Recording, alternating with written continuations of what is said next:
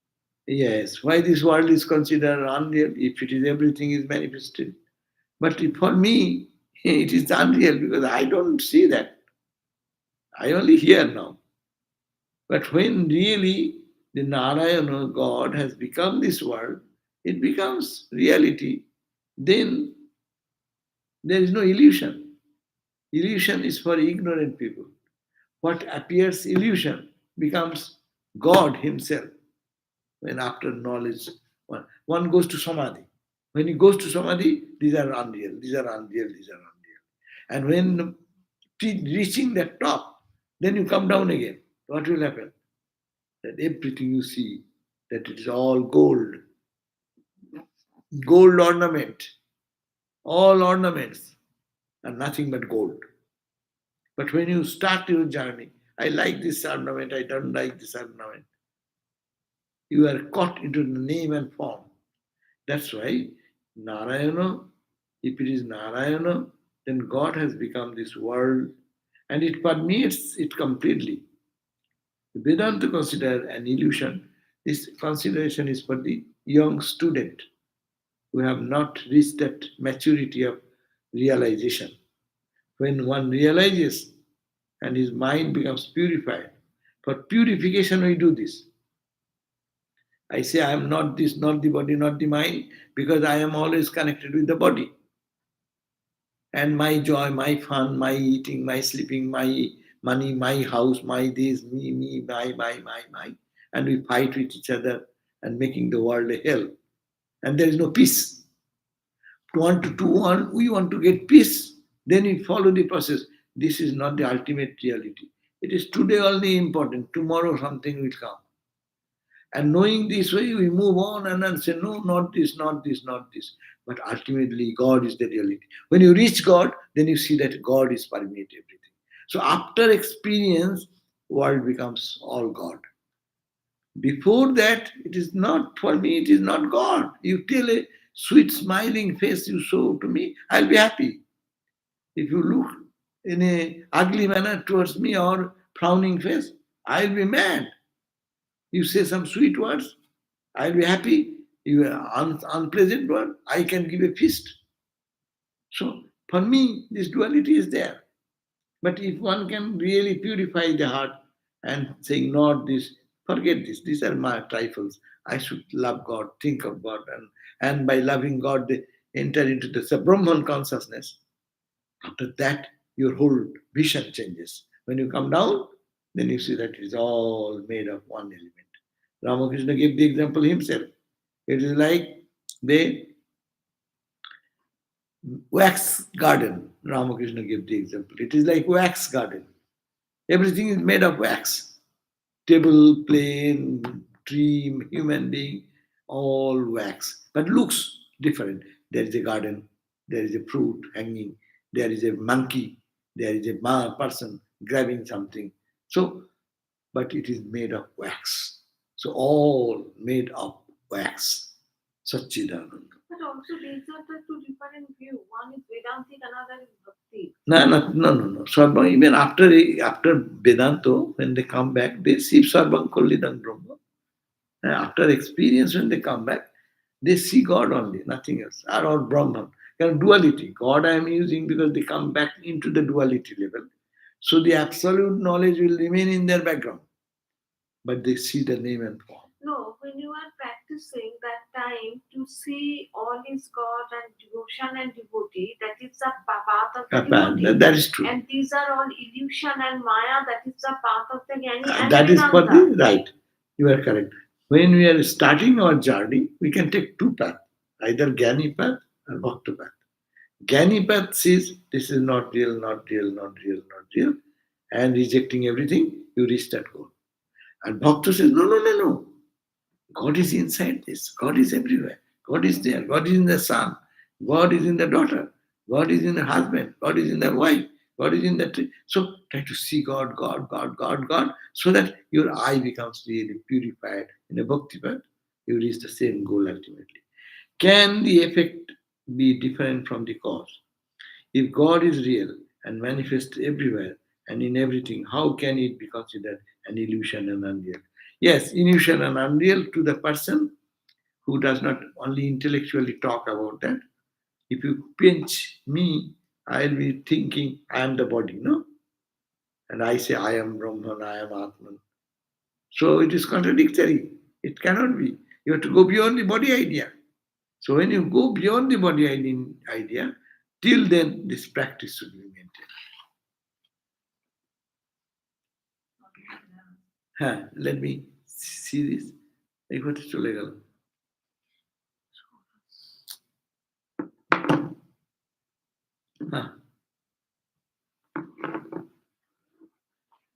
Is Mahavishnu same as Brahman of Vedanta? Yeah, I see. I don't get. Mahavishnu has a form in the um, Puranas. But as we talked about that, it is all Mahavishnu. In that, it is a more, they're talking about a Vedantic perspective. Two perspective, Bhakta perspective, Jnani perspective. And the realization is the same. When you end your journey in Bhakti path, you reach the same goal. You follow the Jnani path, you reach the same goal. But when you come down, then you say, oh, God is in the Ram, Ram, Ram, Ram, Ram, Ram. Everywhere is Rama. Huh?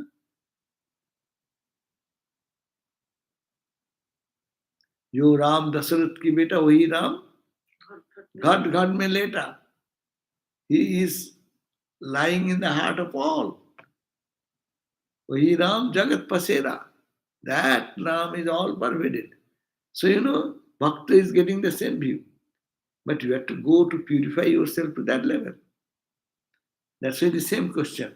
You cannot equate with bhakti language with Vedanta language. But your experience, you say, when you transcend everything, it's same. When bhakta goes and merges and absorbed in God, then he has no other identity but God. And a Jnani also, when he goes, he loses his all ego identity. Only truth will remain. Another question. So it becomes God, same as union of Jivatman and Paramatman, the goal of Vedanta. Yes. So knowing God is lower knowledge than, yes, knowing God is always lower because you can know only some object. Some subject, I, as an subject, can know something. So subject, object, idea. But ultimately, object, subject merges into one. Subject and object merge into one. Okay, what is your question? My question is that at our level, when we see something excellent, like we just talked about, we can remind ourselves that this is all God's excellences, it's not mine, and that makes me feel more devotional. Yeah. But now on the other side, something really bad happens. How can I think about that? How should I think about that at my level? And it is I have done something good or bad. Because so long I am in the body bound, all our actions should be either good or bad. And absolute good we cannot do. You are sweeping the floor, you are killing so many germs. You are eating your food, you are killing. If you are a non-veg, you kill fish, you kill animals and whatever. If you are vegetarian, even you are killing the rice and dal. You are boiling them. They are seeds. Those seeds could have produced much result.